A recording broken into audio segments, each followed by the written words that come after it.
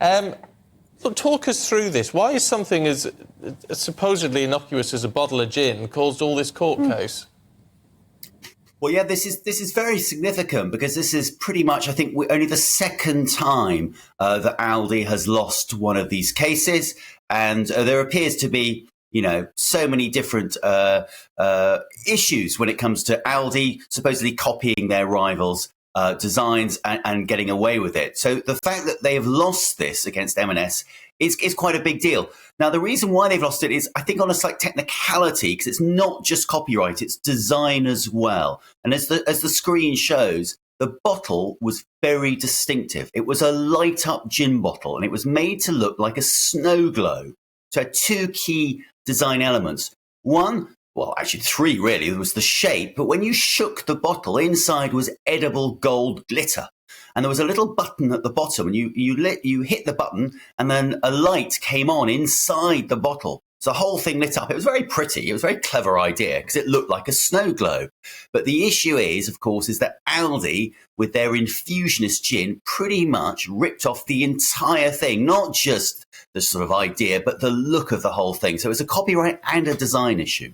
Yeah, no, I mean, I tell you what strikes me is that you go into any supermarket and you'll see, anyone from Tesco to Waitrose to whoever, they produce similar things in their own range to the top-end market products.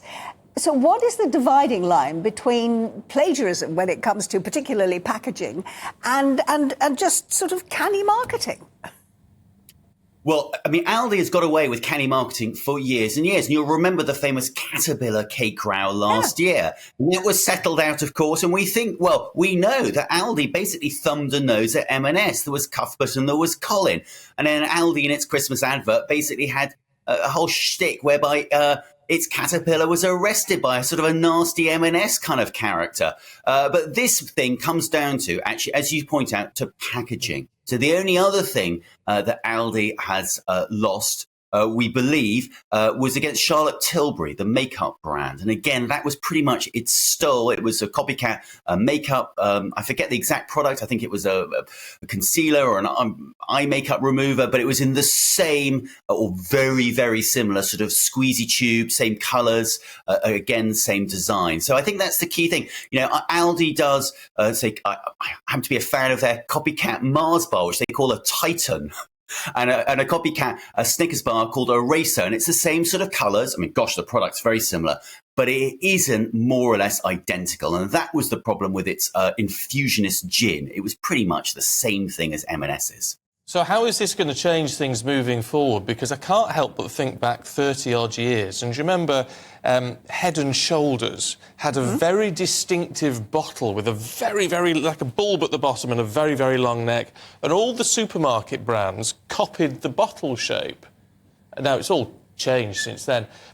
So this has been going on for decades and decades. Are we going to see a significant change moving forward? Well, Aldi, crucially, is appealing this ruling from the Intellectual Property Office in the High Court. So at the moment, nothing changes. And they're adamant they're going to go on and win the case and it'll all be fine. I'm not so sure because, this should put actually a very distinct line in the sand that the German discounters have been stealing customers left, right and centre from all the main supermarkets. And it's one thing to sort of nick the huge amount of investment that goes into the design and the innovation of product. But now that you're nicking all our customers as well, actually, I think the supermarket said enough is enough. And we will fight this very firmly in any court of law. So I think Aldi and Lidl, who also do it to a certain extent, need to be just a bit more careful about how blatantly they rip off some of the ideas of the other supermarkets. Because M&S says, we are a premium. The reason why we are a premium supermarket and we charge more than most is we spend far more money on innovating, clever ideas, and you just can't come in and steal them.